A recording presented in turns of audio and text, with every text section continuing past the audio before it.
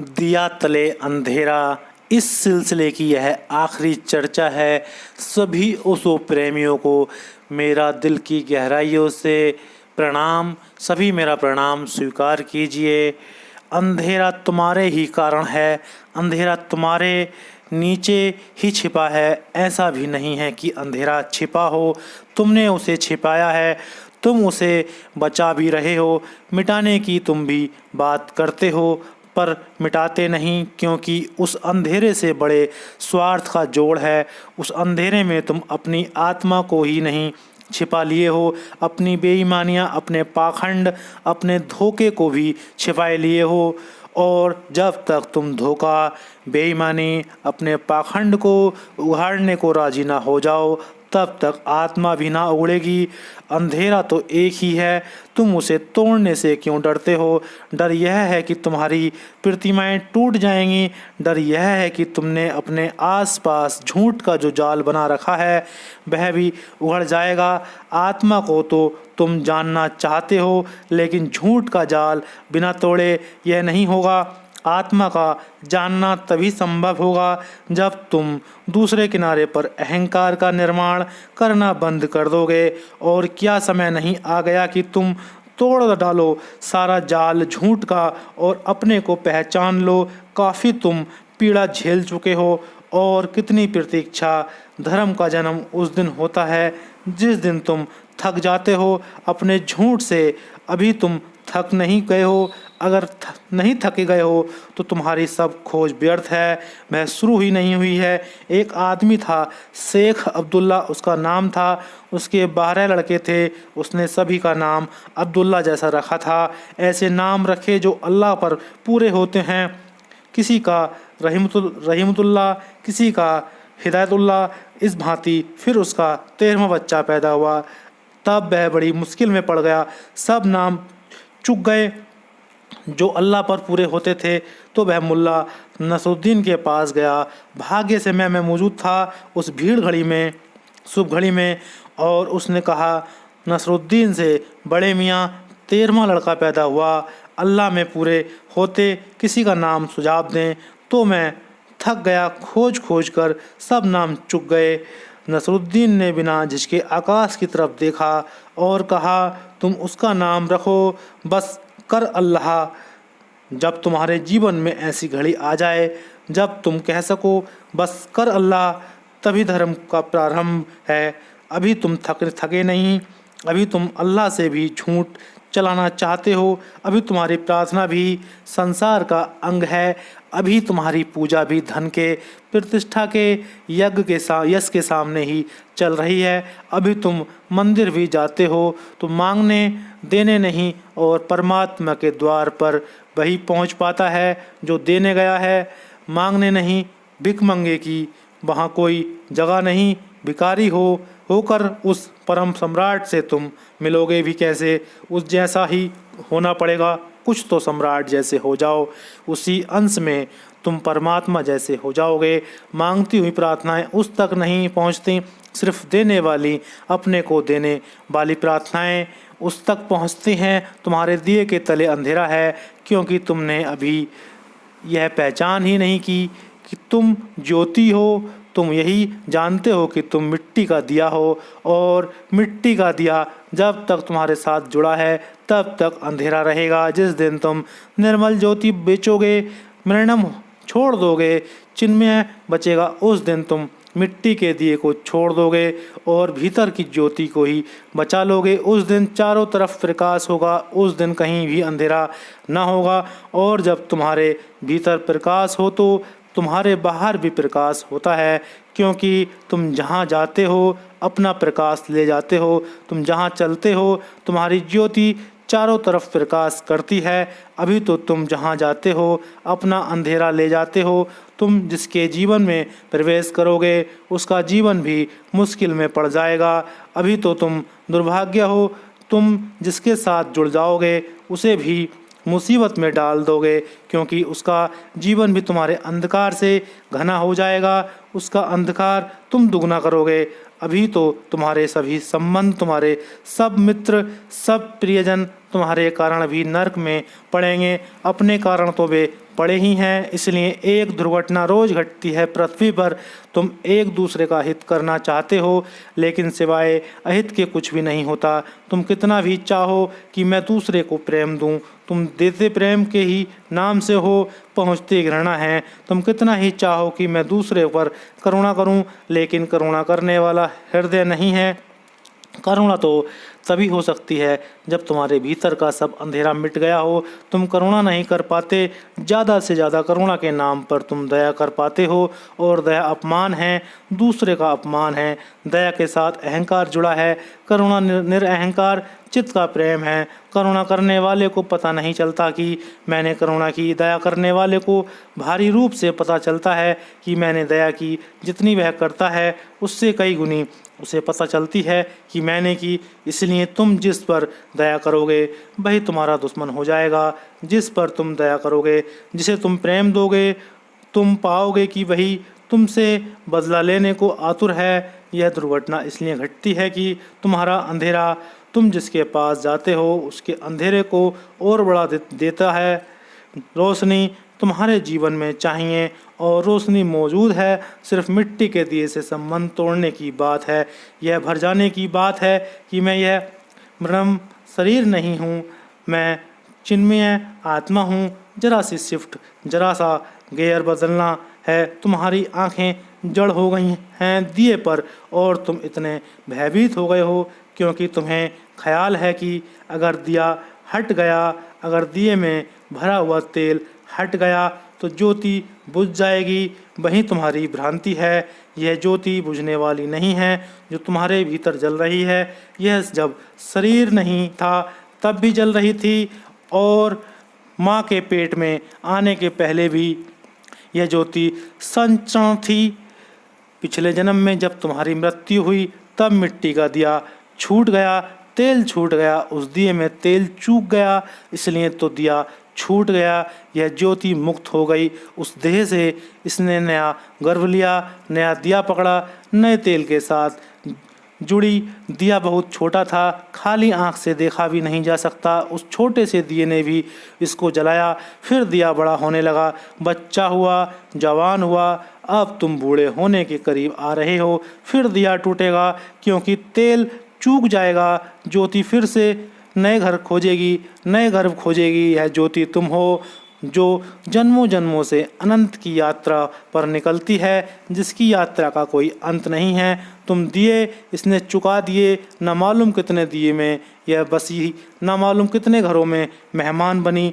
वे घर सब छूट गए, यह अब भी बनी है। सारे धर्म की खोज इस बात की है, तुम्हारे भीतर उस तत्व को पहचान लेना है जो मिटता नहीं है, जो अमृत है। जैसे ही उसकी पहचान आई कि फिर तुम दिए का मोह छोड़ देते हो, फिर तुम मृत्यु को, मरणम धर्मा को नहीं पकड़ते, फिर तुम अमृत में आनंदमग्न हो जाते हो।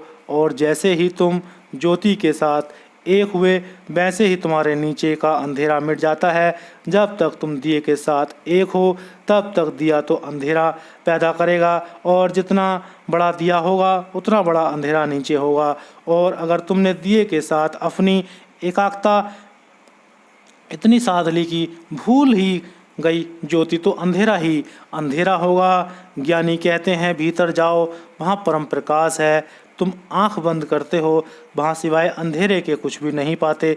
ये बुद्ध, ये महावीर, ये कृष्ण, ये क्राइस्ट या तो भ्रांति में पड़ जा गए हैं या धोखा दे रहे हैं लोगों को। कहते हैं भीतर परम प्रकाश है, और तुम जो जब भी आंख बंद करते हो अंधेरा पाते हो। तुम्हें प्रकाश बाहर से तो थोड़ा बहुत दिखाई भी पड़ता है, सूरज का, बिजली का, लेकिन भीतर ना तो बिजली है ना सूरज, वहाँ घना अंधकार है। यह अंधकार इसलिए नहीं है कि बुद्ध और महावीर झूठ बोल रहे हैं या किसी को धोखा देना चाहते हैं। यह अंधकार इसलिए है कि दिया तुम्हारा इतना बड़ा हो गया है और ज्योति इस बुरी तरह खो गई है, और ज्योति पर तुम्हारा ध्यान ही नहीं जाता। एक और दूसरा, तुम बाहर की ज्योति के इतने आदी हो गए हो, तुम्हारी आंखें बाहर के प्रकाश से इतनी ज़्यादा भर गई हैं कि भीतर का सूक्ष्म प्रकाश तुम्हें दिखाई नहीं पड़ता। तुम स्थूल के आदी हो गए हो, तुम जड़ के आदी हो गए हो और भीतर का प्रकाश तो बड़ा धीमा है, मैं बुद्धि है, उसकी कोई चोट नहीं, वह बड़ा अहिंसात्मक है, उसमें कोई त्वरा नहीं, आग नहीं, वहाँ ऐसा है जैसा सुबह सूरज नहीं उगता, रात जा चुकी है तब ब्रह्म मुहूर्त में जैसा प्रकाश होता है। इसलिए तो हिंदुओं ने ब्रह्म मुहूर्त को ध्यान का समय चुना है, क्योंकि उस प्रकाश से भीतर के प्रकाश से थोड़ा तालमेल है। सूरज उगा नहीं, क्योंकि सूरज के उगते ही तब त्वरा तीव्रता पैदा हो जाएगी। सूरज उगा नहीं, रात जा चुकी है। इस काल को हिंदू संध्या कहते हैं, इसलिए हिंदू अपनी प्रार्थना को भी संध्या कहते हैं, या फिर सांझ को जब सूरज डूब गया हो और तब अभी रात नहीं आई गई, बीच में एक मध्यकाल है, संधि है। उस मध्यकाल में जैसा प्रकाश होता है, तीव्रता शून्य, आग नहीं होती, उस प्रकाश में सिर्फ रोशनी होती है,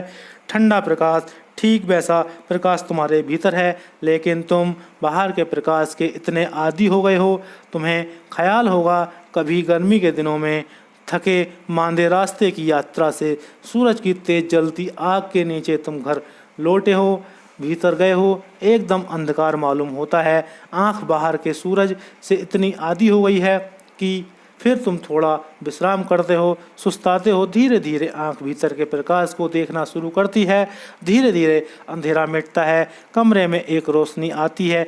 ऐसे ही भीतर जब तुम पहली दफ़े आंख बंद करोगे सिर्फ अंधेरा पाओगे, और यह अंधेरा बहुत घना मालूम होगा, क्योंकि जन्मों जन्मों से तुम बाहर की ही यात्रा कर रहे हो। क्षण भर तुम आंख बंद करते हो, अंधेरा पाकर आंख खोलकर फिर बाहर चले जाते हो, कहते हो ये बुद्ध और महावीर पर भरोसा नहीं आता, भीतर तो अंधेरा है, वक्त लगेगा, आंख को थोड़ा राजी होने दो, आंख को थोड़ा एडजस्ट होने दो, समायोजित होने दो। इसलिए ध्यान में समय लगता है और प्रतीक्षा जरूरी है। जैसे जैसे तुम्हें भीतर संध्याकालीन प्रकाश दिखाई पड़ेगा, जिसमें आग नहीं है, सिर्फ रोशनी है, आभा है, वैसे वैसे दिए से संबंध टूटेगा, प्रकाश से संबंध जुड़ेगा, गेयर बदलेगा भीतर, और एक बार ज्योति के साथ एक हुए फिर तुम्हारे तले कोई अंधेरा नहीं है। फिर ना तुम केवल खुद प्रकाश से भरे रहोगे, तुम्हारा प्रकाश बाहर भी गिरेगा, तुम जिसके पास जाओगे उसको भी तुम्हारा प्रकाश का दान मिलेगा। अब हम इस छोटी सी जहन कथा को समझने की कोशिश करें। यह बड़ी कीमती कथा है। सदगुरु तोसोतु ने 3 रोधक निर्मित किए और उन्हें वे साधुओं से पार करवाते थे। क्योंकि तुम सहज नहीं हो, अन्यथा इतना कहना काफ़ी है कि भीतर चले जाओ, पर उतना तुम्हें सुनाई ना पड़ेगा। तुम्हें भीतर जाने के लिए भी यात्रा करनी पड़ेगी। यात्रा के तुम इतने आदी हो गए हो कि अपने घर आने के लिए भी तुम थोड़ा चलोगे तभी आ सकोगे। यह ऐसा है, अगर मैं तुमसे कहूँ कि तुम घर में ही बैठे हो तो तुम भरोसा ही ना करोगे। बैठे तुम घर में ही हो, जहाँ तुम्हें जाना है वहीं तुम हो, कहीं और जाने को कोई जगह जगह है भी नहीं। लेकिन यात्रा के तुम इतने आदी हो गए हो कि तुम कहते हो कि कुछ रास्ता तो बताओ, कैसे अपने तक पहुँचूँ। तुम्हें देखकर मुझे एक कहानी सदा याद आती है। एक आदमी शराब पी गया, पहुँच गया, टटोलता टटोलता अपने घर दरवाजे पर तो खड़ा हो गया, लेकिन उसे भरोसा ना आया कि यह मेरा घर है। तो वह छाती पीट पीट कर चिल्लाने लगा कि मैं भटक गया हूँ, कोई मुझे मेरे घर पहुँचा दे। उसकी माँ ने दरवाज़ा खोला। वह बूढ़ी औरत, उसने कहा, बेटा तू यह क्या कह रहा है, यही तेरा घर है। उसने गौर से देखा और उसने कहा कि माँ, तेरी ही जैसी मेरी एक माँ है, वह रास्ता देखती होगी, बूढ़ी है, परेशान हो रही होगी। अब देर ना करो, बातचीत में समय मत गवाओ, मेरे घर मुझे पहुंचा दो, कोई रास्ता बताओ। उसने उस बूढ़ी के पैर पकड़ लिए और कहा कि तू दया कर और मुझे रास्ता बता। मोहल्ले के लोग इकट्ठे हो गए, सभी ने कहा यही तेरा घर है, लेकिन वह सुनने को राजी नहीं था। उसे तो एक ही ख्याल पकड़ा गया था कि मैं भटक गया हूँ। तुम्हें भी एक ही ख्याल पकड़ गया है कि तुम भटक गए हो, और तुम्हारा नशा तुम्हारे ख्याल को मजबूत कर रहा है। आखिर नहीं माना तो एक आदमी बैलगाड़ी जोत कर आ गया। उसने कहा कि चल बैठ, तुझे पहुंचा देते हैं। उसने कहा, गुरु हो तो यह है, कोई ना मिला पहुंचाने वाला, तूने बड़ी कृपा की है। उसकी माँ कहने लगी, ना समझ, इसकी गाड़ी में मत बैठना, क्योंकि अगर तू चलेगा और गाड़ी में यात्रा करेगा तो घर से दूर निकल जाएगा, क्योंकि यहाँ तू है ही। उसने कहा, बूढ़ी तू चुप भी रह, मेरी माँ मेरी राह देखती होगी। वह उस बैलगाड़ी में बैठ गया और उस बैलगाड़ी वाले आदमी ने कई चक्कर घर के लगाए। फिर जब उसे द्वार पर लेकर गया, खड़ा किया, उसने कहा, धन्यवाद, तुम्हें कितना ही समझाया जाए कि तुम्हें कहीं भटक नहीं गए हो, तुम मानने को राजी नहीं हो। तुम्हें थोड़ी यात्रा करवानी जरूरी है, बैलगाड़ी पर चढ़ाना पड़े, तुम्हारे ही घर के कुछ चक्कर लगवाने पड़े, तब तुम्हें भरोसा आए। तुम यात्रा के दीवाने हो। तुम्हारा तर्क यह है कि बिना चले पहुंचोगे कैसे, और ज़िंदगी में इस तर्क के लिए कारण भी है, क्योंकि जब भी तुम चले तभी तुम पहुँचे कहीं। धन चाहिए तो चलना पड़ा, पद चाहिए तो बड़ी यात्रा करनी पड़ी, यश चाहिए तो बहुत भटकना पड़ा, द्वार द्वार दस्तक दी, तब कहीं मुश्किल से थोड़ा यश कमा पाए, और परमात्मा जैसा परम धन और बिना चले मिल जाएगा। यह आदमी पागल हो गया है। जैसा ऐसा होता है, कहता है, तुम उस गुरु को खोगे जो बैलगाड़ी जोत कर खड़ा है, जो कहेगा, आओ बैठ जाओ, मैं तुम्हें पहुंचा देता हूं, और तुम्हें जो जितने चक्कर दिलाए ज़्यादा उतना तुम्हें भरोसा आएगा कि ठीक है, अब मंजिल करीब आ रही होगी, क्योंकि यात्रा काफ़ी हो रही है। तुम जहाँ हो वहीं मंजिल है, वहाँ से तुम क्षण भर को भी हट नहीं सकते हो। स्वभाव का अर्थ यही है, जिसे हम खो ना सके। जिसे तुम खो दो वह स्वभाव नहीं, तुम अपने को कैसे खोगे। तुम कहीं भी जाओ, तुम तो साथ ही रहोगे, चाहे तुम वैशाल्य में जब बैठ जाओ, चाहे हिमालय चले जाओ, वैश्यगृह में भी तुम अपने उतने ही पास हो जितने हिमालय में, क्योंकि तुम तो तुम्हारे भीतर हो। सब छोड़ जाओगे, घर द्वार मकान, लेकिन अपने को कैसे छोड़ जाओगे। जन्मों जन्मों से तुम सब छोड़कर यात्रा करते रहे हो, लेकिन तुम तो साथ ही हो। अपने से भागने की जगह कहाँ है, अपने से भागने का उपाय कहाँ है। यह बात समझ में नहीं आएगी। तुम कहोगे, होगा, लेकिन कुछ रास्ता तो बताएं, कैसे अपने तक पहुँचूं। इसलिए गुरु निरोधक बनाता है, कठिनाइयाँ खड़ी करता है। वह कहता है, इनको पार करो तब पहुँचोगे। सारा योग शास्त्र रोधक है। कहता है, शीर्षासन करो, आड़े तिरछे हो, तब तुम्हारी अकल में बात घुसती है कि सब ठीक है। जितनी कठिन तुमसे तपश्चर्या करवाई जाए उतना तुम्हें भरोसा आता है, और वे सब चक्कर में बैलगाड़ी पर बिठाकर घूमने के लिए। इसलिए सीधा साधा गुरु तो तुम्हें जचेगा ही नहीं, क्योंकि वह कहेगा, कहीं जाना नहीं है, तुम पहुँचते हो। इस पर तुम्हें भरोसा नहीं आ सकता कि मैं और पहुँचा हुआ हूँ। तुमने अपनी इतनी निंदा की है, तुमने अपना विरोध किया है, तुमने अपने को इस बुरी तरह दूषित और कुशित मान लिया है। तुम जैसा पापी और पहुँचा हुआ है। तुम कहोगे, यह महात्मा खुद भटका हुआ है और मैं और पहुँचा हुआ, यह असंभव है। तुम्हारी अपनी ही आँख में अपनी ही कोई प्रतिष्ठा नहीं, कोई सम्मान नहीं। तुमने कभी भी अपनी तरफ आदर के भाव से नहीं देखा। तुम अपने प्रति बड़ी निंदा से भरे हो, और भरने का कारण यह है कि तुमने अपने संबंध में इतने झूठ प्रचलित कर रखे हैं। तुमने अपने संबंध में इतना पाखंड निर्मित कर रखा है, और तुम उस पाखंड को ही समझते हो कि मैं हूँ, इसलिए उपद्रव है, इसलिए निंदा होती है। तुमने इतनी चोरी की हैं। अगर मैं तुमसे कहूँ कि तुमने कभी चोरी ही नहीं की, तुम मेरी कैसे मानोगे। तुमने इतनी हत्याएँ की हैं कि मैं तुमसे कहूँ तुमने इतनी हत्याएँ की ही नहीं, तुम मेरी कैसे मानोगे। कृष्ण वही अर्जुन को कह रहे थे, तू घबरा मत, तू युद्ध में उतर जा, क्योंकि तू करने वाला ही नहीं है, इसलिए पाप तुझे न लगेगा। अर्जुन कैसे माने।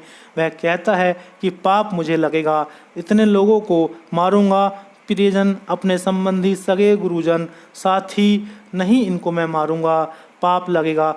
कृष्ण कह रहे हैं कि तू मार ही नहीं सकता, कृत्य तेरे बस में नहीं है, कर्म तू कर कैसे सकता है। तू तो केवल निमित्त मात्र है, करने वाला तो वही है। लेकिन तुमने इतने पाप किए हैं। अर्जुन तो भविष्य के पाप से डर रहा है, उसका डर समझ में आता है। तुमने अतीत में इतने पाप किए हैं कि तुम यह मान नहीं सकते हो कि तुम परमात्मा हो। तुम्हें बैलगाड़ी में बैठाकर काफ़ी चक्कर लगवाने पड़ेंगे। तुम्हारा अपने पर भरोसा खो गया है, यह समझ लेना। यह बहुत गहरा है और ज़रूरी याद रखना है। तुम्हारा अपने पर भरोसा खो गया है, और जिस आदमी का अपने पर भरोसा खो जाए बड़ी कठिनाई खड़ी हो जाती है, क्योंकि अपने पर भरोसे के बिना तो कुछ भी नहीं हो सकता। आत्मविश्वास खो गया है, तुम्हारी अपने का कोई आस्था नहीं है। मुल्ला नसरुद्दीन रोज़ शराब घर जाता, लेकिन पीने के पहले एक क्रियाकांड करता था। आखिर शराब घर के मालिक का कुतूहल ना रुका। रोज़ अपने खीसे से एक मेंढक निकाल कर अपने टेबल पर रख लेता, शराब पीता रहता, फिर मेंढक को उठाकर खीसे में रख कर चला जाता। ऐसा रोज़ होता। स्वाफ्ता शराब गृह के मालिक ने एक दिन कहा कि नसरुद्दीन, इसका राज हमें भी समझाओगे? यह मेंढक का रोज निकालना और फिर खीसे में रखना, इसका मतलब क्या है? नसरुद्दीन ने कहा, मेंढक को निकाल कर रखता हूँ, फिर मैं पीना शुरू करता हूँ। जब एक मेंढक की जगह मुझे दो दिखाई पड़ने लगते हैं, तब मैं समझ लेता हूँ अब बहुत कुछ हो गया, अब रुकना चाहिए। तो उस मालिक ने पूछा कि फिर क्या करते हो? उसने कहा, फिर दोनों को उठाकर खीसे में रख देता हूँ और घर चला जाता हूँ। जितनी तुम्हारी मूर्छा होगी उतनी चीज़ें तेजी हैं, जैसी हैं वैसी दिखाई नहीं पड़ेंगी। और इस आदमी को यह भी पता है कि मेंढक एक है, लेकिन वह भी कह रहा है कि फिर दोनों को उठाकर खींचे में रख लेता हूँ, क्योंकि जब दो दिखाई पड़ते हैं तो क्या किया जा सकता है? आत्मविश्वास खो जाता है, भरोसा टूट जाता है। तुमने अपने साथ जो भी किया जन्मों जन्मों में, उसका एक परिणाम बड़े से बड़ा जो हुआ, जो सबसे ज़्यादा आत्मघाती है, वह यह है कि तुम्हारी अपने पर श्रद्धा खो गई है। हर घड़ी तुम झूठ बेईमानी का सहारा ले रहे हो। मुल्ला नसरुद्दीन के घर चोरी हुई और दूसरे दिन चोर पकड़ा लिया तो वह गया पुलिस थानेदार की आज्ञा लेकर भीतर गया। चोर के पैर पकड़कर बैठ गया। चोर तो बहुत हड़बड़ा गया। उसने कहा, क्या बात है? नसरुद्दीन ने कहा, भैया एक तरकीब मुझे भी बता दें, किस भांति तू घर में घुसा? बड़ा गजब का आदमी है, इसी तरह मैं भी घुस जाऊं और पत्नी को पता न चले, बस यह राज बता दे। तुम जीवन में अगर कुछ भी सीख रहे हो तो बस धोखा। तुम्हारी सारी कुशलता, चालाकी, होशियारी दूसरे को धोखा देने पर निर्मित है। लेकिन ध्यान रखना, जब तुम दूसरे को इतना धोखा दोगे तो तुम्हारी अपने पर श्रद्धा खो जाएगी, और धोखा देने से जो मिलता है वह ना कुछ मिलेगा नहीं, और खुद ही श्रद्धा खो जाने से जो खो जाता है वह बहुत कुछ है। तुम बड़े सस्ते में अपने को बेच डाल रहे हो, बेच ही डालना है। इसलिए अगर मैं तुमसे कहूँ कि तुम परमात्मा हो, तुम कहोगे होगी। सिद्धांत की कोई बात शास्त्रों में लिखी है, मगर जचती नहीं। इसलिए नहीं कि तुम परमात्मा नहीं हो, बल्कि इसलिए कि इस परमात्मा होने और इस परमात्मा के छिपाने में इतना समय हो गया है, और तुम इतने काम कर चुके हो, और उनका जाल तुम अपने चारों तरफ खड़ा कर चुके हो। वही तुम्हारा कर्म जाल है। इसलिए गुरु को तुम्हारा कर्म जाल तोड़ने के लिए भी नए कर्म जाल खड़े करने पड़ते हैं। जैसे एक कांटा लगा हो तो दूसरे कांटे को खोजना पड़ता है। कांटे से कांटा निकालने के लिए दूसरे कांटे का कोई भी मूल्य नहीं है। दूसरा कांटा उतना ही कांटा है जितना पहला कांटा। पहले को निकाल कर दूसरे को उस घाव में मत रख लेना कि इसे बड़ी कृपा की इसने एक कांटे से छुटकारा दिला दिया। बहुत लोग वही कर रहे हैं। कांटे से कांटा निकल जाए, दोनों फेंक देना, बस बेकांटा हो जाना ही समाधिस्थ हो जाना है। इस सद्गुरु तोसो तुसु ने 3 रोधक निर्मित किए। वह अपने हर साधक को कहता था, 3 बाधाएं हैं और इनको तुम पार कर जाओ तो तुम पहुंच गए मंजिल पर पहुंचने के लिए कोई बाधा आवश्यक नहीं है, लेकिन तुम्हें तो 300 रोधक बनाने पड़े तब पहुंच पाओगे। वही गोरख धंधा मुझे करना पड़ता है, बनाना पड़ता है रोधक। कूदो इस पर, जाओ इसके पार। कूदने से तुम कहीं पहुंचोगे नहीं, वहीं पहुंचोगे जहां तुम हो। पर कूदना जरूरी है, कूदने में शायद नशा उतर जाए, बैलगाड़ी में चक्कर लगाने से शायद होश आ जाए और शायद लगे कि इतनी यात्रा कर ली तो अब मंजिल आ गई होगी। वह आदमी लौट आया अपने घर, माँ के पैरों पर गिर पड़ा और उसने कहा कि हद हो गई, बड़ा भटक गया था। बिल्कुल तेरी जैसी एक स्त्री थी उस घर में और वह कहती थी यहीं रुक जाओ, यही तेरा घर है। अगर रुक जाता तो बड़ी मुश्किल हो जाती, यहाँ तक कभी ना पहुंच पाता। और मोहल्ले के नासमझ लोग, मैं उनसे कह रहा हूँ, मैं खुद कह रहा हूँ, मैं भटक गया हूँ, वे मेरी सुनते नहीं और कहते हैं यही तेरा घर है। वह सारा मोहल्ला मेरे खिलाफ साजिश कर रहा है, ऐसा मालूम होता है षड्यंत्रकारी है। वे मुझे धोखा देना चाहते थे, मगर मैं भी एक आदमी हूँ। मैंने एक की ना सुनी, नशे में था फिर भी, एक की ना सुनी, नशे में था फिर भी वे मुझे धोखा ना दे पाए। वह तो संयोग की बात है, कोई आदमी मिल गया, बेचारा यह गाड़ी पर बिठा लाया। इसका बड़ा अनुग्रह है, यह सदगुरु जैसा है तो अपने घर लौट आया, नहीं तो लौट नहीं सकते थे। पहला रोधक झेन का अध्ययन। झेन के अध्ययन का उद्देश्य है अपने सच्चे स्वभाव का दर्शन करना। अब तुम्हारा सच्चा स्वभाव क्या है? तो सदगुरु कहता है कि पहला पड़ाव जिसे पार करना है वह झेन का अध्ययन।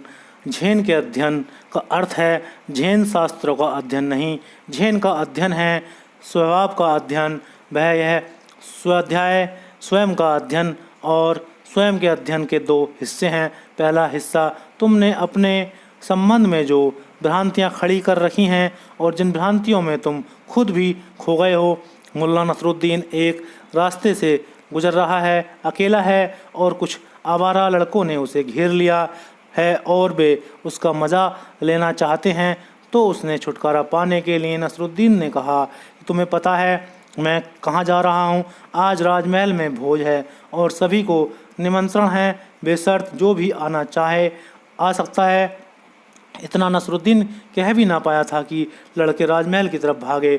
जब सारे लड़कों को उसने राजमहल की तरफ भागते देखा तो उसने सोचा हो ना हो बात सच ही है, नहीं तो इतने लोग वहाँ भी भागा, वह भी भागा। उसने कहा जाने में हर्ज क्या है, पहले तुम दूसरे को धोखा देना चाहते हो, देते देते तुम खुद धोखा खा जाते हो, क्योंकि जब दूसरे को भरोसा आ जाता है तो तुम्हें भी भरोसा आ जाता है। भरोसा संक्रात्मक है, इसलिए तुम जो झूठ बहुत दिन तक बोलते रहे हो तुम्हें पक्का याद नहीं रह जाता कि वह झूठ है या सच है। एक आदमी ने हत्या की, उस पर अदालत में मुकदमा चला। मुकदमा लंबा चला, कई गवाह थे, कई वकील थे। जो मारा गया वह बड़ा पैसे वाला आदमी था, जिसने मारा वह भी बड़ा धनपति प्रतिष्ठ आदमी था। मुकदमा भारी था। कोई 3 साल के बाद निर्णय तो दूर, जैसा कि अक्सर अदालत में होता है, सब चीज़ें और संदिग्ध हो गईं। जितने गवाह आए एक दूसरे के विपरीत थे, फाइलें इकट्ठी होती गईं, निर्णय दूर रहा। आखिर मजिस्ट्रेट घबरा गया। उसने कहा दिखता है इस सब ने सबसे हल नहीं होने वाला, तो मैं तुमसे ही पूछता हूँ हत्यारे से। उसने कहा तुम सच सच बता दो और हम निर्णय कर देंगे। अब कोई उपाय नहीं दिखता और जितना खोजा उतने भटक गए और यह तो जंगल में जैसा रास्ता ना मिलता हो ऐसा ही हालत आ गई है। अब तुम पर ही निर्भर है। उस आदमी ने कहा कि यही अगर था तो पहले ही पूछ लेना था, मैं खुद ही उलझ गया। पहले मुझे भी भरोसा था कि हत्या की है, लेकिन 3 साल अदालत की कार्यवाही, वकीलों के सवाल, अब तो मुझे भी शक हो गया। तुमने देर कर दी। अब तो पक्के विश्वास से मैं नहीं कह सकता कि मैंने ही हत्या की है। 3 साल पहले मुझे ख्याल था वह भ्रांति ही रही होगी। हर आदमी की ज़िंदगी में ऐसा घटता है, धीरे धीरे झूठ बहुत बार पुनरुक्त होने को पर जड़ जमा लेता है। जब दूसरे उस पर भरोसा करते हैं और उनकी आंखों में भरोसा दिखाई पड़ता है, तुम्हारी आंखें भी भरोसे से भर जाती हैं। जब कोई व्यक्ति स्वयं के अध्ययन में उतरेगा, स्वाध्याय करेगा, तो पहले तो इस जाल के भीतर प्रवेश करना पड़ेगा जो तुमने झूठ का खड़ा कर रखा है। यही कठिनाई है, इससे तुम पार हो गए, इस दलदल से पार हो गए, फिर तो स्वच्छ सरोवर है यह, पर यह दलदल बड़ा है और इसी से पार होने में हिम्मत की ज़रूरत है, क्योंकि बड़ी पीड़ा होगी जब तुम पाओगे कि तुमने अपने संबंध में जो सत्य मान रखे थे वे सभी झूठ हैं। जब तुम पाओगे खोजते खोजते हर चीज़ के पीछे झूठ है। जब तुम कहीं भी कोई सत्य तस्वीर ना पाओगे, जब तुम्हें अपने पीछे जाते जाते पाओगे कि मैं एक लंबी झूठ हूँ, झूठों का एक जोड़ हूँ, एक पाखंड हूँ, मेरी मुस्कुराहट सच्ची नहीं है, मेरी आंखों में चमक सच्ची नहीं है, मेरा प्रेम सच्चा नहीं है, कुछ भी सच्चा नहीं है। जब तुम पाओगे मेरे सारे अंतर संबंध, परिवार, समाज सब धोखा है और हर चीज़ के नीचे कहीं कोई आधार नहीं है, सब निराधार खड़ा है, तुम बहुत घबरा जाओगे। यही घबराहट से गुजर जाए जो वह तपस्वी है, अपने ही बनाए गए असत्यों को तोड़ने में पीड़ा होनी चाहिए स्वाभाविक है। बड़ा संताप होगा, जन्मों जन्मों की जमी धूल उठेगी। घबरा कर अगर तुम लौट आए वापिस, क्योंकि तुम पाओगे कि इससे तो पहले ही सब ठीक था, कम से कम निश्चित शांत भाव से जीते तो थे, संतोष था, सब टूट जाएगा, क्योंकि तुम्हारा संतोष झूठा है, तुम्हारी सद्भावना झूठी है, इसलिए तो आदमी भीतर जाने में डरता है। और यही तपश्चर्या है। सद्गुरु पहला रोधक खड़ा करता है और वह रोधक है स्वाध्याय, कि तुम अपने सामने नग्न खड़े हो जाना, घबराना मत। और इसलिए गुरु की आवश्यकता है, क्योंकि तुम घबराओगे तुम्हारा प्राण पसीने से भर जाएगा, रोआं रोआं कांपेगा और भयभीत होने लगोगे, क्योंकि तुम्हें लगेगा यह तो सब गया, यह मेरी पूरी प्रतिमा गिर जाती है, और तुम्हें लगेगा मेरे हाथ में अब कुछ भी नहीं बचा, सब खोया जा रहा है, सब शून्य हुआ जा रहा है। निश्चित ही आधे चरण में शून्य होगा। अगर आधे चरण को तुम पार कर गए तो शेष आधे चरण में पूर्ण उतरेगा, लेकिन तुम्हारा शून्य हो जाना जरूरी है, तभी पूर्ण उतर सकता है, और तुम्हारे झूठ गिर जाने जरूरी हैं, तभी सत्य का संसर्प होगा। इसकी हिम्मत रखनी जरूरी है। यह तो सुनने में बहुत मज़ा आता है कि तुम ब्रह्मा हो, आत्मा हो, शुद्ध चित हो, सुनने से कुछ भी ना होगा। तुम्हें पहले तो जानना पड़ेगा कि तुम जैसा झूठा आदमी खोजना कठिन है, और उन चीज़ों में भी तुम्हें पाना पड़ेगा जिनमें कि तुम साधारणता नहीं सोचते कि तुम झूठ बोल रहे हो। तुम घर आए, छोटा बच्चा दरवाजे पर खड़ा है, तुम मुस्कुरा कर उसकी पीठ थपथपा देते हो। तुम कभी ख्याल ही नहीं करते हो कि न तुम मुस्कुराते रहते हो, न तुम्हारे पीठ के थपथपाने में प्रेम है, और तुम यह कभी नहीं सोचते कि मैं अपने बच्चे से क्यों झूठ बोलूँगा। दुकान पर बोलता हूँ ठीक है, लेकिन अपने बच्चे से क्यों बोलूँगा, उसे तो प्रेम करता हूँ। लेकिन तुम जरा गौर से देखना, तुम पाओगे ना तो हाथ ने थपथपाया, ना होठों पर मुस्कुराहट थी।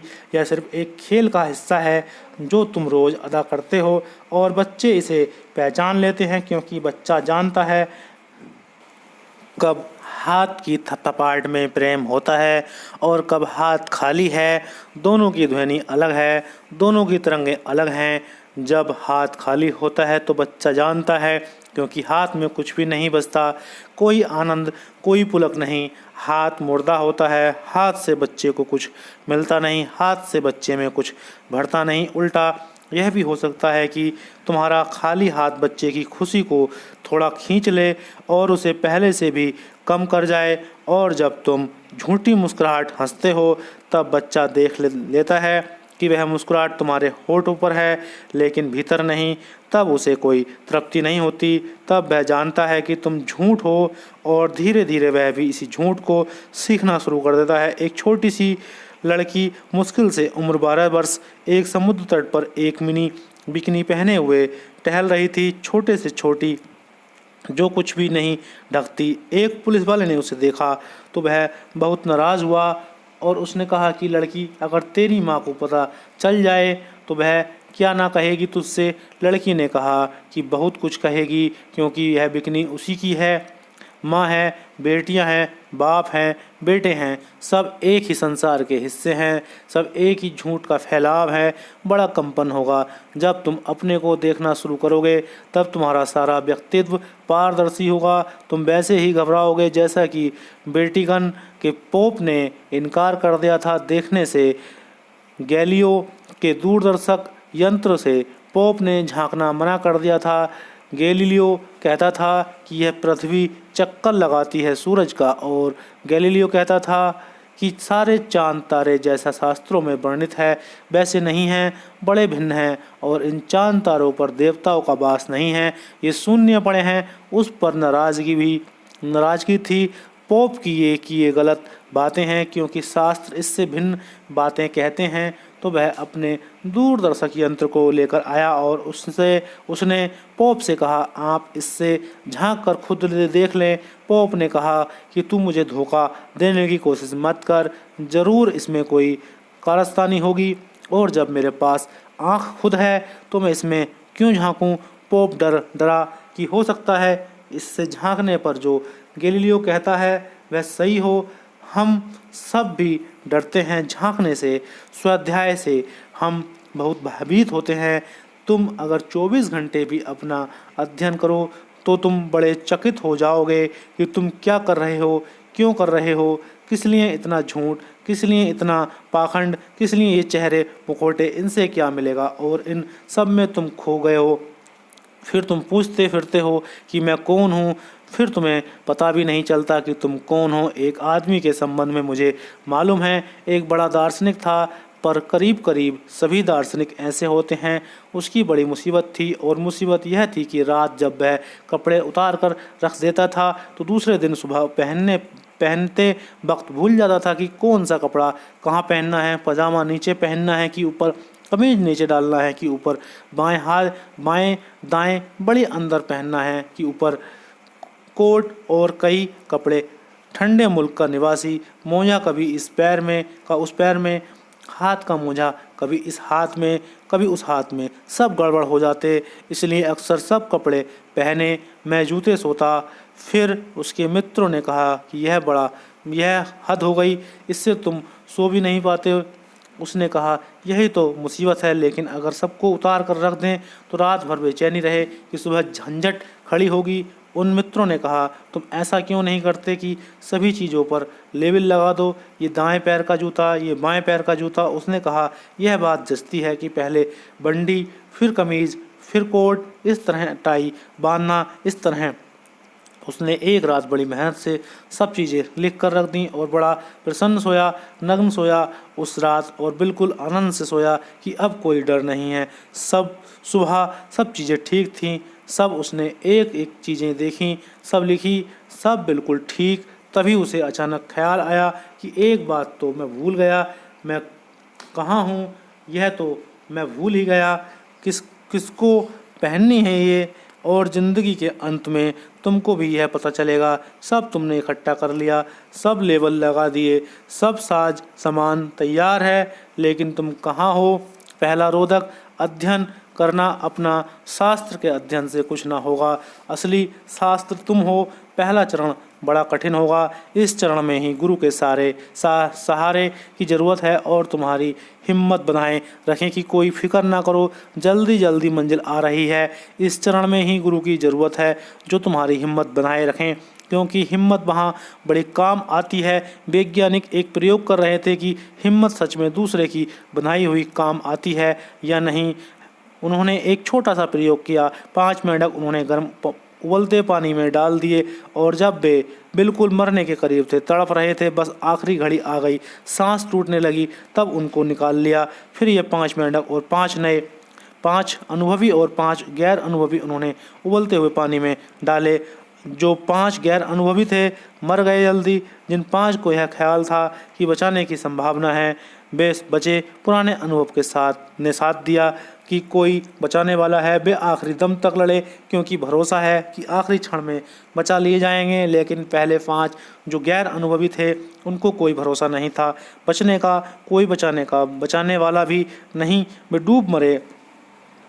बिना गुरु के अक्सर शिष्य दलदल में भटक जाता है, इसलिए उतरना ही नहीं अच्छा है, झंझट में पड़ना ही नहीं बेहतर, फिर संसार ही बेहतर है, फिर स्वयं की तरफ जाना खतरनाक है, क्योंकि तुम विक्षिप्त होकर लौटोगे, अकेले गए तो लौट भी आओगे, तो फिर ऐसे ना रहोगे जैसे अब हो, क्योंकि अपने सब झूठ देखकर आ जाओगे और कांप जाओगे, पूरा भवन हिल जाएगा जैसे एक भूकंप आ गया, सब चीज़ अस्त व्यस्त हो जाएगी, फिर तुम लौट भी आओगे तो भी तुम्हारी दशा विक्षिप्त ही की होगी। इसलिए बिना गुरु के बहुत से शिष्य विक्षिप्त हो जाते हैं, ना तो इस संसार में रह जाते हैं, ना संसार के रह जाते हैं, ना घर के ना घाट के बीच में खड़े रह जाते हैं और बड़ी मुसीबत हो जाती है। इससे तो बेहतर संसार में चुपचाप चलते रहना अच्छा है, कम से कम कहीं तो हो, कुछ तो मानते हो कि ठीक है वह झूठ ही हो, सपना ही सही, लेकिन अकेले अगर भीतर चले गए तो सपना भी पता चल जाता है और घबरा कर वापस आ गए सत्य जानने के पहले तो बड़ी कठिनाई में पड़ जाओगे। मनोवैज्ञानिक कहते हैं कि पागल खाने में बंद 90% लोग ऐसे हैं जिन्होंने जीवन के सत्य की थोड़ी सी झलक पा ली। तुम हैरान होगे यह सुनकर, पश्चिम में बड़ा विचार चलता है कि पागल खाने में हमने जिनको बंद किया है वे सच में सब पागल हैं, या उनमें से अधिक लोग ऐसे हैं जिन्हें जीवन का सत्य थोड़ा सा दिखाई पड़ गया है, झूठ उखड़ गए इनके। तुम ही सोचो, अगर तुम 24 घंटे सच्चाई का प्रयोग करो और झूठ बिल्कुल बंद कर दो तो सारी दुनिया समझेगी कि तुम पागल हो गए। सुबह ही तुम रास्ते पर निकलोगे और एक आदमी आता है, तुम्हारे मन में होता है यह दुष्ट कहाँ से दिखाई पड़ गया सुबह। हालांकि जब तुम मिलते हो सब नमस्कार करके कहते हो कि बड़ी कृपा हुई कि सुबह से दिखाई पड़ गए, शुभ दर्शन हुआ, आज का दिन अच्छा जाएगा। काश तुम सच ही कह दो कि यह आदमी शनिचरी शक्ल क्यों सुबह से दिखाते हो, गया खराब हुआ यह पूरा दिन, अब कम से कम सुबह तो घर के बाहर ना निकला करें। 24 घंटे अगर तुम तय कर लो कि सच ही कहोगे तुम पागल हो जाओगे, तुम्हारे घर के लोग ही तुम्हें बांध कर कोठरी में बंद कर देंगे। झूठ हो तो तुम ठीक हो, सच हुए तो तुम पागल हो जाओगे, क्योंकि लोग कहेंगे यह ज़रूर कुछ गड़बड़ हो गई, क्योंकि चारों तरफ झूठ का समाज है। इस समाज में जागना बड़ा कठिन है, इसलिए कोई गुरु चाहिए जो तुम्हें झूठ के पार ले जाए और जब तक तुम्हारा साथ दे तब तक तुम्हें सच का पता ना चल जाए, क्योंकि यह झूठ जिसको तुमने अभी सच समझ रखा है, जिससे तुम एडजस्टेड हो, समायोजित हो, टूट जाए और नए सत्य का अनुभव ना हो। यह नाव छूट जाए माना कि कागज़ की ही है तो भी नाव तो है और असली नाव ना मिले, यह घाट खो जाए और दूसरे किनारे का पता ना मिले और तुम मझधार में पड़ जाओ। दूसरा किनारा ज़रूर है लेकिन दूसरे किनारे तक जाना तो पड़ेगा और यह किनारा छोड़ना खतरे से खाली नहीं है। सामान्य आदमी बिना गुरु के चेष्टा करे तो विक्षिप्त हो जाएगा, अगर गुरु के साथ चेष्टा करे तो विमुक्त हो जाएगा। विमुक्त और विक्षिप्त दो अवस्थाएं हैं, तुमसे अलग तुम दोनों में से किसी में भी जा सकते हो और इसलिए एक एक कर कदम संभाल कर रखना जरूरी है, क्योंकि कोई जो जा चुका है, कोई जो तुमसे आगे है, जिसने दूसरा किनारा देखा हो, उसे जिसे रास्ते का पता हो, जो कम से कम इतना तो कर ही सके कि तुम्हें भरोसा दे सके कि घबराओ मत, बस जरा। और बुद्ध एक गांव के करीब आ रहे थे, एक किसान मिला, पूछा गांव कितनी दूर है, उसने कहा कि बस करीब है, बस 1-2 मील होगा। 2 मील ख़त्म हो गए, गांव का कोई पता नहीं। फिर किसी एक देहाती से पूछा जो खेत में काम कर रहा था, उसने कहा कि बस 2 मील है। फिर 2 मील ख़त्म हो गए, 2 मील की जगह 4 मील चल चुके और गांव का कोई पता ठिकाना नहीं। तीसरे आदमी से पूछा, उसने कहा बस अब पहुंच ही रहे हो, बस 2 मील है। बुद्ध हंसने लगे, आनंद क्रोधित हो गया। बुद्ध ने कहा तू समझा, ये लोग बड़े होशियार हैं, इन्हीं ने हमको 4 मील चला दिया बिना थके, और इतना तो पक्का है कि गांव करीब आ रहा है, हम गांव से दूर नहीं जा रहे हैं। इतना तो पक्का है कि हम जहाँ के तहाँ हैं, क्योंकि 2 मील इतना क्या कम है कि हम गांव से दूर नहीं हुए जा रहे। कई लोग चल कर गांव से दूर हो जाते हैं। तो बुद्ध ने कहा एक बात तो पक्की है कि हम उसी गांव जगह हैं, कम से कम भला आगे ना गए हो, लेकिन 2 ही मील फासला है और ये गांव के लोग बड़े होशियार हैं, बड़े दयालु, राहगीर पर दया करते हैं, इनके सहारे हम पहुंच जाएंगे। परमात्मा पास भी है और दूर भी है। पास इतना है कि उससे पास और कुछ भी नहीं हो सकता, दूर इतना है कि उससे दूर कुछ और नहीं हो सकता। जब पहुंच जाओगे तो पाओगे, बिल्कुल पास है। जब तक नहीं पहुंचे तब तक उससे दूर कुछ भी नहीं है। और गुरु की करुणा तुम्हें कहे जाएगी, बस अब पहुंच ही जाओगे, ज़रा फासला और है, ज़रा हिम्मत दो, 2 कदम और 2 हाथ मारे नहीं कि पहुँचे नहीं। किनारा बिल्कुल पास आ गया, किनारा पास भी है, दूर भी है। गुरु झूठ नहीं बोलता। हजार बातों पर निर्भर है कि किनारा मिलेगा कि नहीं मिलेगा, लेकिन सबसे महत्वपूर्ण बात यह है कि कोई तुमसे कहे जाए कि किनारा दूर नहीं है, कोई जिस पर तुम्हें श्रद्धा हो। इसलिए श्रद्धा का बड़ा मूल्य है, क्योंकि तुम्हारी श्रद्धा ना तो वह कितना ही कहे पास है, इससे कोई हल ना होगा। तुम जानोगे कि बहुत दूर है, और यह आदमी जिस पर तुम्हें श्रद्धा नहीं है, यह कहता है पास तो और पक्का समझो कि दूर ही होगा। गुरु पर श्रद्धा ना हो तो गुरु व्यर्थ है, उसका कोई उपयोग नहीं। इसलिए जिस पर तुम्हारी श्रद्धा हो उसके पास जाना, जिस पर तुम्हारी श्रद्धा ना हो उससे दूर ही रहना, क्योंकि उससे कुछ हल ना होगा। अंततः तुम्हारी श्रद्धा ही तुम्हें गुरु से जोड़ती है, गुरु का ज्ञान नहीं, क्योंकि उसके ज्ञान का तो तुम्हें पता भी कैसे चल सकता है। एक बात का ही तुम्हें पता चल सकता है कि मेरी श्रद्धा है या नहीं। तुम्हारी श्रद्धा जहाँ हो वह आदमी गलत भी हो तो भी तुम दूसरे किनारे पहुँच जाओगे, क्योंकि श्रद्धा पहुँचाती है। और आदमी सही भी हो, तुम बुद्ध के पास ही खड़े हो और तुम्हारी श्रद्धा नहीं है तो कुछ हल ना होगा, कोई हल ना होगा। बहुत लोग बहुत के पास रहे और ना पहुँचे। बुद्ध का चचेरा भाई था देवदत्त, वह कभी ना पहुँचा। वह चचेरा भाई था, वही उपद्रव हो गया, क्योंकि उसको सदा ऐसा लगता कि जैसे तुम हो वैसे मैं हूँ। तुम वहाँ उसको भी मिले जो कि असंभव थी, क्योंकि एक दिया जिसके नीचे अंधेरा नहीं और एक दिया जो बिल्कुल अंधेरे से भरा हो, वे दोनों दिए एक ही घर में पैदा हों, इससे क्या फ़र्क पड़ता है। आखिर उसने एक गिरोह इकट्ठा कर लिया और बुद्ध के पास भी इतने लोग मिल गए। यह हैरानी की बात है, 500 लोग उसे मिल गए।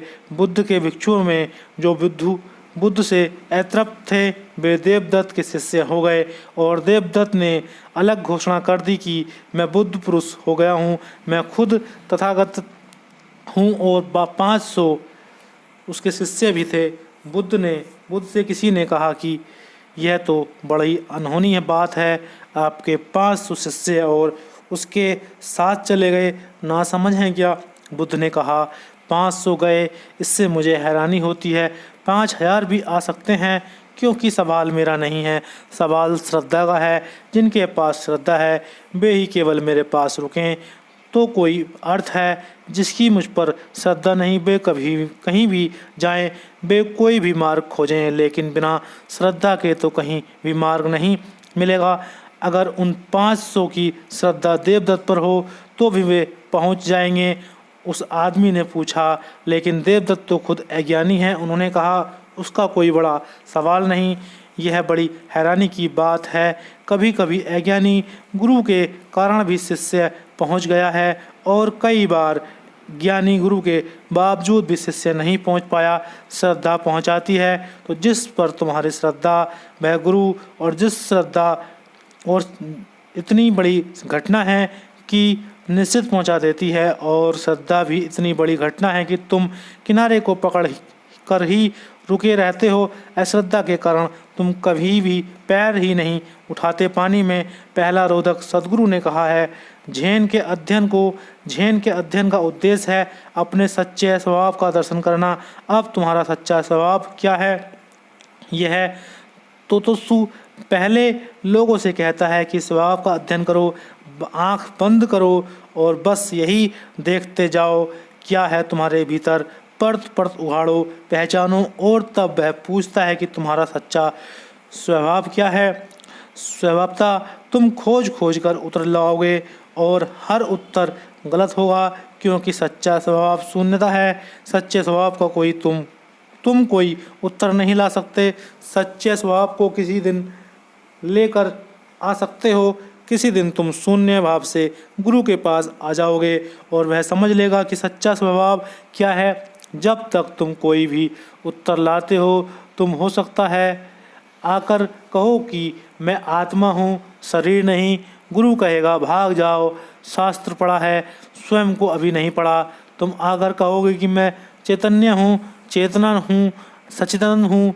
यह देह मरण का धर्म है, यह मन विचार में नहीं है। गुरु कहेगा यह भी विचार ही है, अभी लौट जाओ। क्योंकि जब तुम शून्य होकर जाओगे, तुम देखना जब घड़ा शून्य होता है तो कोई आवाज़ नहीं उठती, या जब घड़ा पूर्ण होता है तब भी कोई आवाज़ नहीं उठती। जब घड़ा आधा भरा रहता है तब बड़ा शोरगुल होता है, आवाज़ उठती है। तुम्हारे मन की आवाज़ इसलिए उठ रही है कि घड़ा आधा भरा है, इसलिए मन में इतने विचार हैं, इतनी तरंगें हैं। या तो पूरा भर लो या पूरा खाली कर दो, दोनों हालत में शून्य हो जाएगा। झेन पद्धति पूरा खाली करने की है, वेदांत की पद्धति पूरा भरने की है, पर दोनों का परिणाम एक है। मतलब इतना है कि घड़े से कोई आवाज़ ना उठे। बस जिस दिन आवाज़ उठनी बंद हो, उत्तर आ जाए, उसी दिन समझना कि उत्तर है। तो जब तुम शून्य होकर गुरु के पास जाओगे, सूने घड़े की भांति तुम आओगे, बैठोगे और लगेगा जैसे तुम हो ही नहीं, जैसे कोई आया ही नहीं, कोई गया ही नहीं। कभी तुमने ख्याल किया है तुम मुझसे भी मिलने आते हो, तब भी तुम शांत होते हो। तुम तैयारी करके आते हो घर से, क्या उत्तर देना, क्या मैं पूछूंगा, क्या तुम्हें पूछना, तुम सब तैयारी करके आते हो। तुम्हारे मन में बड़ा शोरगुल होता है। तुम आते हो तो तुम इंतजाम करके आते हो, योजना बना कर आते हो। वह योजना इंतजाम ही तो तुम्हारा भरापन है, अहंकार है। तुम ऐसे नहीं आ जाते जैसे सूना घड़ा आए, बस आकर तुम बैठ जाओ। ना कोई योजना, ना कोई विचार, ना कोई तैयारी, ना कोई ढंग, ना कोई औपचारिकता, बस तुम आकर बैठ जाओ जैसे तुम हो ही नहीं, जैसे कोई आया नहीं, कोई तरंग ना उठी तुम्हारे आने से, कोई चहलकदमी ना मची।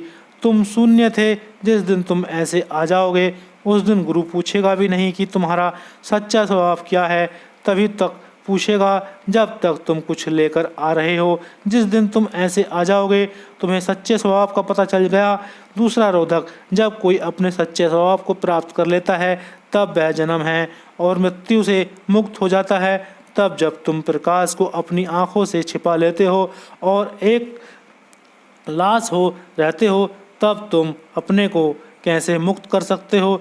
जब सच्चा स्वभाव का पता चल जाएगा, तब तुम्हें यह भी पता चल जाएगा कि न तुम्हारी कोई मृत्यु है, ना कोई जीवन है, ना तुम कभी जन्मे और ना कभी तुम मरे।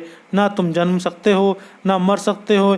ये घटनाएं सतह पर घटती हैं, तुम्हारे केंद्र पर नहीं। तुम सदा अछूते अस्पर्शित रह गए हो। तो गुरु कहता है दूसरी बात, अब तो तुम एक लाश जैसे हो गए हो, क्योंकि शरीर के भीतर अब तुम्हारा संबंध ना रहा। तुमने जैसे आदमी भीतर से चला गया और कपड़े टंगे रह गए, जैसा खेत में किसान करता है, एक झूठा आदमी बना देता है, एक हंडी लगा देता है, डंडे पर एक कुर्ता पहना देता है। जिस दिन तुम्हारे भीतर से अहंकार चला गया, तुम बस खेत के आदमी हो गए, तुम्हारे भीतर कोई भी नहीं है और यह शरीर तो एक मुर्दे की तरह हो गया। तो गुरु दूसरा अवरोधक पार करने को कहता है। वह कहता है अब जबकि तुम एक मुर्दे की भांति हो गए, एक खेत के आदमी हो गए जिसके भीतर कोई भी ना बचा, जब तुम अपने को मुक्त कैसे कर सकोगे, क्योंकि मुर्दा कैसे मुक्त करेगा। मुक्त करने के लिए तो कुछ करना पड़ेगा, करने वाला तो बचा नहीं। यह प्रश्न बड़ा महत्वपूर्ण है, लेकिन पहले प्रश्न को हल कर लेने के बाद ही महत्वपूर्ण है।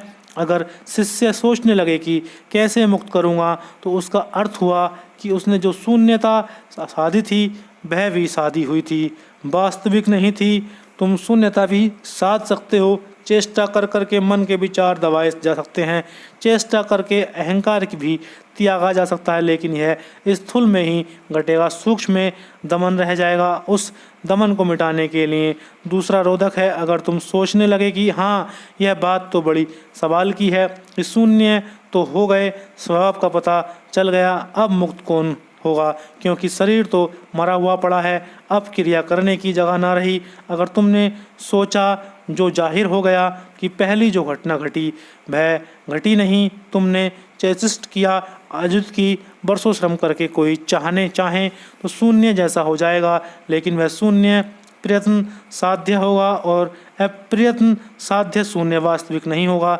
उस प्रयत्न को गिराने के लिए दूसरा सवाल है। अगर शून्य वस्तुतः घट गया है तो तुम हंसोगे और तुम कहोगे अब मुक्ति की जरूरत किससे मुक्त होना था, हो ही गए, अब मुक्त होने की कोई बचा नहीं। झेन का बड़ा प्रसिद्ध कथन है, मैं को मुक्त नहीं करना, मैं से मुक्ति होना। फिर से दोहराऊं, मैं को मुक्त नहीं करना, मैं से मुक्त होना। लेकिन तुम्हारी जो मुक्ति की धारणा ऐसी होती है कि कम से कम तुम्हारा मैं तो बचेगा, मोक्ष में शरीर ना होगा, तुम तो होगे, कम से कम मैं तो बचूंगा, उसी को तुम अपनी आत्मा कहते हो। ठीक मान लिया कि शरीर चला जाएगा, मन चला जाएगा, लेकिन मैं और बोध विचार बड़ा गहरा है। बुद्ध ने कहा है, जब तक तुम हो तब तक बंधन है, जब तक तुम हो तब तक संसार है, जब तक तुम हो तब तक अमुक्ति है। इसलिए बुद्ध कहते हैं वहाँ तुम भी ना बचोगे, वहाँ कोई मैं ना होगा, मैं से मुक्ति ही निर्वाण है। इसलिए बुद्ध का विचार इस मुल्क में तो उठ ही गया, क्योंकि इस मुल्क की धारणा थी कि सब छूट जाएगा, लेकिन मैं तो बचूंगा मोक्ष में। लेकिन बुद्ध कहते हैं अगर तुम ही बच गए तो वही तो रोग है, तुम सब रोग फिर से खड़े कर लोगे। बीज बच गया। एक वृक्ष मरने के करीब आता है तो अपने सारे जीवन तत्व सत्व को इकट्ठा करके बीज में संग्रहित कर देता है। बीज वृक्ष तो मर जाता है, बीज जमीन पर गिर जाता है, उस बीज में से फिर अंकुर आता है, फिर वृक्ष खड़ा हो जाता है। वृक्ष करता क्या है, बीज में जो सार है उसका उस सब को निचोड़ कर इकट्ठा कर देता है। फिर समय पर पाकर वह सार फिर से प्रकट हो जाएगा। अहंकार तुम्हारा बीज है। हर वक्त जब तुम मरते हो तब तुम्हारा जीवन वृक्ष सारे अनुभव को निचोड़कर तुम्हारे अहंकार में रख देता है। वह अहंकार फिर नया गर्भ लेता है, नया अवसर पाकर वृक्ष फिर फल फूल जाता है। बुद्ध कहते हैं जब तक निर्बीज ना हो जाओ तब तक कोई हल नहीं है। इसलिए दूसरा रोधक है। गुरु पूछता है कि अब तुम मुर्दे की भांति हो गए, यह तो बताओ अब तुम अपने को मुक्त कैसे करोगे। और अगर तुम सोच विचार में पड़ गए तो तुमने खबर दे दी कि पहली घटना झूठी थी लेकिन खूब साधी थी, कुशलता से साधी थी। गुरु को भी संदेह खड़ा कर दिया था। यह कसौटी है। दूसरा रोधक पहले रोधक में वस्तुतः सफलता मिली या नहीं मिली। अगर वस्तुतः सफलता मिली तो तुम कहोगे अब किसको चाहिए मुक्ति। जो मुक्ति के लिए ललायत था वह रहा नहीं, जो मुक्ति की आकांक्षा करता था वह बीज ही खो गया। अब ना कोई बंधन है ना मोक्ष। तुम्हारा मोक्ष भी बंधन का ही एक रूप है, तुम्हारा मोक्ष भी संसार का ही एक रूप है। तुम अपने मोक्ष में भी वही मांग रहे हो जो तुम्हें संसार में नहीं मिला। वह तुम्हारी वासनाओं का ही विस्तार है, वह वास्तविक मोक्ष नहीं है। वह तुम्हारे संसार का ही प्रतिफलन है। जो तुम्हें यहाँ नहीं मिला वह तुम वहाँ मांग रहे हो। मोक्ष तुम्हारे मन का ही फैलाव है। और फिर तीसरा रोधक है, यदि तुम अपने को जन्म और मृत्यु से मुक्त कर लेते हो तो तुम्हें जानना चाहिए कि तुम कहाँ हो सकता है दूसरे रोधक पर भी साधक तैयारी कर ले। समझो मैंने तुम्हें कहानी तो समझा दी, सूत्र समझा दिया, अब हो सकता है तुम साध कर आ जाओ। पहला रोधक भी पार कर जाओ, धोखे से पीछे के दरवाजे से वस्तुतः पार नहीं हुआ लेकिन तुम साध कर आ गए। तुम दूसरा रोधक भी हो सकता है साध जाओ। तुम कहो किसको मुक्त होना है, कोई बचा ही नहीं। यह भी बौद्धिक हो सकता है। तो तीसरा रोधक है, तुमने अपने को जन्म और मृत्यु से मुक्त कर लिया। अब तुम्हें जानना चाहिए कि तुम कहाँ हो। अब तुम्हारा शरीर 4 तत्वों में अलग अलग हो गया। तुम कहाँ हो, इस फर्क को समझें। सारी दुनिया में सिर्फ बौद्धों को छोड़कर लोग पूछते हैं, ध्यान करने वाले, मैं कौन हूँ। वह प्रश्न इतना गहरा नहीं है जितना बौद्धों का प्रश्न है। वे पूछते हैं, मैं कहाँ हूँ। फर्क बहुत बड़ा है, क्योंकि जब तुम पूछते हो मैं कौन हूँ, एक बात तो तुमने मान ही ली कि मैं हूँ। अब सवाल यह है कि कौन हूँ, लेकिन मैं हूँ यह तुमने मान ही लिया, और जिसको तुमने मान लिया पहले ही उसे तुम सिद्ध भी कर लोगे। जिसको तुमने बिना पूछे मान लिया, तुम थोड़े बहुत दिन में कहने लगोगे, मैं आत्मा हूँ, मैं ब्रह्मा हूँ, फला हूँ, ढिंका हूँ। तुम कुछ ना कुछ उपाय खोज लोगे। तीसरा रोधक है, वहाँ आदमी आखिरी चरण में फंस जाएगा, क्योंकि अगर तुमने कहा कि अब मैं हूँ ही नहीं, मुक्त किसको होना, तो गुरु पूछता है कि फिर तुम मुझे बताओ कि अगर तुम हो ही नहीं तो तुम कहाँ हो। बोल तो तुम रहे हो, उत्तर तुम दे रहे हो। तुम कहाँ हो, किस जगह हो, इस समय तुम कहीं हो तो बताओ। नहीं तो शरीर, नहीं तो अहंकार, नहीं तो मन। कहाँ हो। मन कुछ ना कुछ उत्तर खोजना चाहेगा। तुम कहोगे यहाँ हृदय प्रदेश में छिपा हूँ, या तुम कहोगे कि वहाँ ब्रह्मलोक में चला गया हूँ। तुम कुछ तो कहोगे, तुम सोच में तो पढ़ ही जाओगे कि क्या कि कहूँ। यह तो उत्तर देना ही पड़ेगा। और जो व्यक्ति में मैं मुक्त हो गया वह इस तीसरे का उत्तर नहीं देगा, क्योंकि वहाँ की बात ही गलत है। इसे थोड़ा समझना पड़े। कहाँ हमेशा बाहर है, कहाँ का संबंध है स्पेस से, स्थान से। भीतर कोई स्थान नहीं है, न पूर्व न दक्षिण न पश्चिम, न ऊपर न नीचे। ये थोड़ा सूक्ष्म है, बाहर है स्पेस। क्षेत्र तो सब नक्शे बाहर के हैं, वहाँ हम बता सकते हैं कि कौन सी चीज़ कहाँ है। तुम्हारा शरीर भी बताया जा सकता है कहाँ है। तुम यहाँ बैठे हो, एक नक्शा बनाया जा सकता है, उस नक्शे पर आड़ी टेढ़ी लकीरें खींची जा सकती हैं। तुम्हारा शरीर कहाँ है बताया जा सकता है। ए वैसे द फला जगह तुम्हारा शरीर है। दीवार से 5 फीट की दूरी पर तुम्हारा शरीर है, लेकिन तुम कहाँ हो। जब तक तुम मानते हो कि मैं शरीर हूँ तब तक कोई झंझट नहीं, लेकिन अब तुम कहते हो कि मैं शरीर नहीं हूँ, झंझट खड़ी हुई। जब तुम मानते हो मैं अहंकार हूँ, तब तुम खोपड़ी के भीतर बता सकते हो कि यहाँ कोई न कोई चक्र जहाँ तुम अपने को अनुभव करते हो। अगर मैं तुमसे कहूँ आंखें बंद कर लो और खोजो कि तुम कहाँ हो, तो जो आदमी भावना प्रवण है वह समझेगा कि हृदय के पास हूँ। इसलिए जब भी तुम भाव से भरते हो, तुम हृदय पर हाथ रखते हो। सारी दुनिया में सारी संस्कृतियाँ, सारी सभ्यताएं, अगर किसी को प्रेम हो गया किसी से, तो वह अपने छाती पर हाथ रखता है, क्योंकि प्रेम के क्षण में अनुभव होता है कि मैं यहाँ हूँ। छाती में वहाँ हृदय धड़क रहा है, वह भाव का स्थान है, तुम्हारा नहीं। वह सिर्फ भावना की जगह है। जो बुद्धिशाली आदमी है भावना प्रवण नहीं, वह हमेशा अनुभव करता है खोपड़ी में कहीं हूँ। अगर तुम बहुत गौर करो आंख बंद करके, तो तुम ठीक जगह भी खोज लोगे कि यहाँ हूँ। अगर तुम्हारा बायां हाथ चलता है, दायां नहीं, तो खोपड़ी में अलग जगह तुम्हें पता चलेगी कि मैं यहाँ हूँ। क्योंकि बायां हाथ जिन लोगों का चलता है उनकी खोपड़ी का दायां हिस्सा सक्रिय होता है, और जिनका दायां हाथ चलता है उन खोपड़ी का बायां हिस्सा सक्रिय होता है। अगर तुम दाएं हाथ वाले हो, जैसा कि आम तौर से लोग हैं, तो तुम कहीं ना कहीं बाएं हिस्से में खोपड़ी में अनुभव करोगे कि मैं यहाँ हूँ। अगर तुम बाएं हाथ वाले व्यक्ति हो, लेफ्टिनेंट हो, तो हो कहीं दाएं खोपड़ी में तुम अनुभव करोगे कि मैं यहाँ हूँ। अगर तुम बहुत अभ्यास किए हो सिद्धासन का, पद्मासन का, ध्यान का, शांत होने का, तो तुम अनुभव करोगे कि तुम दोनों के बीच में हो। उसी को तीसरा नेत्र कहते हैं। ना बाएं न दाएं, तुम मध्य में हो।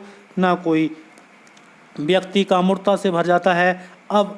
तब अगर गौर करे तो वह पाएगा कि वह जननेंद्रिय के पास है। तुम्हारी जो भाव दशा होती है तुम उसी बिंदु को समझ लेते हो, मैं यहाँ हूँ। लेकिन जिस व्यक्ति की कोई भाव दशा न रही, जिसका कोई विचार न रहा, जिसका कोई अहंकार न रहा, उसके लिए तीसरा रोधक है। उससे गुरु पूछ रहा है कि तुम कहाँ हो, क्या होगा उत्तर? ऐसा व्यक्ति अपने को भीतर कहीं भी अनुभव नहीं कर सकता कि मैं यहाँ हूँ, और बाहर तो अनुभव करने का कोई सवाल ही नहीं है कि मैं यहाँ हूँ। ऐसे व्यक्ति के लिए क्षेत्र भी खो गया और समय भी खो गया। क्षेत्र के लिए शरीर के साथ तादात्म्य चाहिए और समय के लिए मन के साथ तादात्म्य चाहिए। समय है मन और क्षेत्र है शरीर, जिसके दोनों ही शांत हो गए, वह कहाँ है? बुद्ध ने कहा है, जब मरने के समय कोई उनसे पूछने लगा कि अब आप कहाँ होंगे, तब शरीर छूट जाएगा। बुद्ध ने कहा वह बहुत पहले छूट गया। फिर भी उस आदमी ने कहा कि हमारे लिए तो अब छूटा हुआ मालूम पड़ेगा, और अब तो सब खो जाएगा, सब राख हो जाएगी। जल्दी ही हम आपके शरीर को जलाकर भस्मीभूत कर देंगे, फिर आप कहाँ होंगे? बुद्ध ने कहा मैं बहुत समय से कहीं भी नहीं हूँ। No behaviour. बुद्ध ने कहा जैसे दिया कोई फूंक कर बुझा दे, तो मैं तुमसे पूछता हूँ ज्योति कहाँ गई? तुम कहोगे अनंत में खो गई। उसकी जगह कहाँ है? कहीं भी नहीं है। दो उत्तर हो सकते हैं जो सही होंगे, और वे उत्तर तुम्हारे प्राण से दिए जाने चाहिए, तुम्हारे विचार से नहीं, वे तुम्हारे अनुभव से आने चाहिए।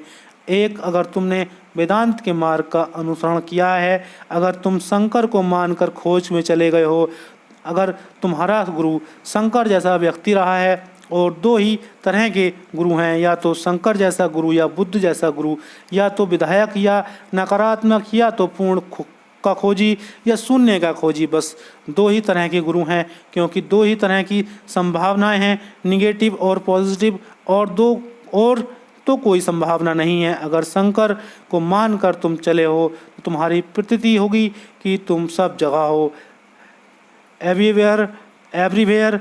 इसी को शंकर कहते हैं ब्रह्मा के साथ एक हो जाना। अब मैं सब जगह हूँ, कण कण में, पत्थर में, चट्टान में, पहाड़ में, आकाश में, चांद तारों में, सब जगह हूँ। सब कुछ मुझसे भरा है। अहं ब्रह्मासिस, यह वेदांत का उत्तर है। अगर वेदांत की तुमने साधना की है, सब जगह है मैं हूँ, सब जगह मैं हूँ, लेकिन इसका भी मतलब यह होता है कि अब तुम कहीं भी नहीं हो। अगर कोई तुम्हें एक जगह खोजने जाए तो तुम्हें नहीं पाएगा। बुद्ध का उत्तर है अब मैं कहीं भी नहीं हूँ। जैसे ज्योति बुझ गई, खो गई शून्य में, अब वहाँ कहाँ? राम तीर्थ एक छोटी सी कहानी कहा करते थे। वे कहते थे एक बड़ा नास्तिक था, उस नास्तिक ने अपनी दीवार पर एक वचन लिख रखा था, गॉड इज़ नो वेयर। फिर उसको एक बच्चा हुआ और बच्चे ने भाषा सीखनी शुरू कर दी, और बच्चे को अभी बड़े अक्षर पढ़ने कठिन थे, छोटे छोटे अक्षर तोड़कर बच्चा पढ़ता था। तो एक दिन बच्चा पढ़ रहा था, दीवार पर लिखे अक्षर को तो नो बिहेयर बड़ा अक्षर था, तो उसे बच्चे ने तोड़कर पढ़ा, God is now here nowhere. दो हिस्सों में तोड़ लिया। वह नास्तिक बड़ा हैरान हुआ, क्योंकि उसने दीवार पर इसलिए रख छोड़ा था ताकि हर आदमी देखे और समझे कि परमात्मा कहीं भी नहीं है, और यह उसने कभी सोचा ही नहीं था कि अपना ही बेटा उसमें से एवरीवेयर कहीं भी नहीं है, और सब अपना बेटा बिल्कुल उल्टी बात पढ़ेगा। उस बेटे ने पढ़ा गॉड इज़ नाउ हेयर, अभी और यहीं है, नोवेयर और एवरीवेयर कहीं भी नहीं, और सब कहीं एक ही अर्थ रखते हैं। परमात्मा को तुम अगर खोजने जाओ कहीं तो नहीं पाओगे। उंगली से उसे बताया नहीं जा सकता, क्योंकि उंगली से केवल वे ही चीज़ें बताई जा सकती हैं जिनका आकार है, रूप है, इसलिए ज्ञानी मुट्ठी बांधकर उसे बताते हैं। उंगली से तो वस्तु बताई जा सकती है, खंड अंश उंगली का मतलब होगा यहाँ है, लेकिन फिर से इस जगह क्या होगा? वह सब जगह है। तो या तो सब जगह है ऐसा कहो, और या ऐसा कहो कि कहीं भी नहीं है, मगर यह वक्तव्य भी तुम्हारी बुद्धि से न आए। इसलिए 3 अवरोधक गुरु ने खड़े किए हैं। पहला अवरोधक पार होगा तो वह दूसरा पूछेगा, वह पहले की परीक्षा के लिए दूसरा पार होगा तो वह तीसरा पूछेगा, अब वह दूसरे की परीक्षा के लिए। और एक बात तुम्हें और बता दूं कि तुम यह मत सोचना कि इन 3 रोधकों में रोधक खत्म हो जाते हैं।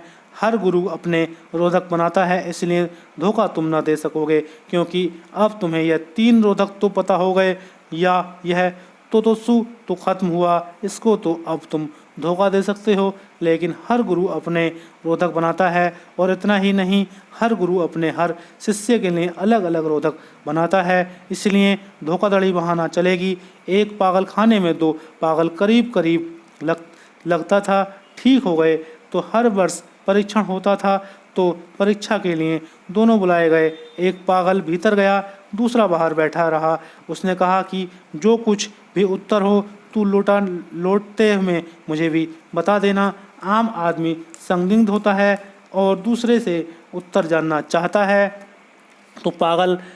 तो बेचारा पागल है, किसी न तरह जोड़ तोड़ कर ऐसी हालत आई कि परीक्षा का दिन आया। अगर पास हो गए तो बाहर निकले, अन्यथा फिर पड़ गए कारागृह में। एक आदमी भीतर गया, डॉक्टर ने उससे पूछा कि अगर तुम्हारी आंखें निकाल ली जाएं तो क्या होगा। तो उस आदमी ने कहा, आंखें अगर निकाल ली जाएं तो मुझे दिखाई देना बंद हो जाएगा। वह बाहर निकला, उसने दूसरे से कहा, ख्याल रखना, उत्तर है दिखाई पड़ना बंद हो जाएगा। वह दूसरा भीतर गया, डॉक्टर ने उससे पूछा, अगर तुम्हारे दोनों कान काट लिए जाएं, उसने कहा, साफ कहा, दिखाई देना बंद हो जाएगा। तुम उत्तर मत सीखना, नहीं तो दूसरे पागल की गति होगी। गुरु नए रोधक खड़े करता है और हर शिष्य के लिए नए रोधक खड़े करता है, इसलिए धोखा देने का कोई उपाय नहीं है। तुम अगर सहज हो तो ही पार कर सकोगे। और अक्सर यह होता है कि अगर तुमने उत्तर सीख लिया तो तुम सहज नहीं रह जाते। यह दूसरा पागल भी हो सकता था, बिना उत्तर के पार हो जाता, क्योंकि यह खुद सोचता, पर इसको उत्तर तैयार था। इसने सोचा, अब झंझट क्या करनी है, बात साफ है। कभी भी कंठस्थ मत करना। उत्तर से ज़्यादा अज्ञान को संभालने वाली और कोई चीज़ नहीं है। सिर्फ उत्तर पागल याद करते हैं। इसलिए अगर गीता कंठस्थ की हो भूल जाना, कुरान याद किया हो विसर्जित कर देना, शास्त्र से बचना, क्योंकि बंधा हुआ उत्तर तुम्हें परमात्मा के द्वार के भीतर न जाने देगा। तुम वापस संसार में फेंक दिए जाओगे।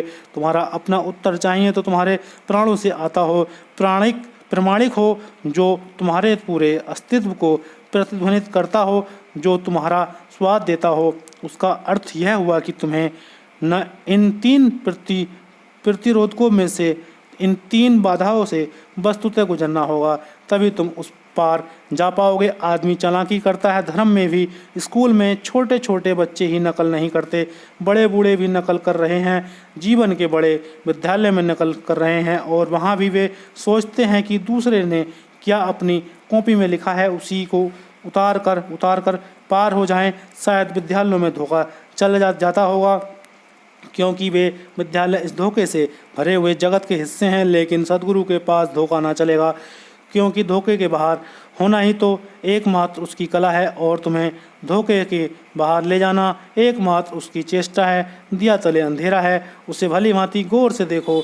वह तुम्हारे कारण नहीं है, दिए के कारण है। तुम तो ज्योति हो, मृण्मय हो, दिए से संबंध तोड़ लो, चिन्मय हो ज्योति के साथ एक हो जाओ। भीतर अंधेरा मिट जाएगा, और जिसके भीतर अंधेरा मिट जाता है उसके बाहर भी अंधेरा मिट जाता है। तब तुम प्रकाश में चलते हो, प्रकाश में जीते हो।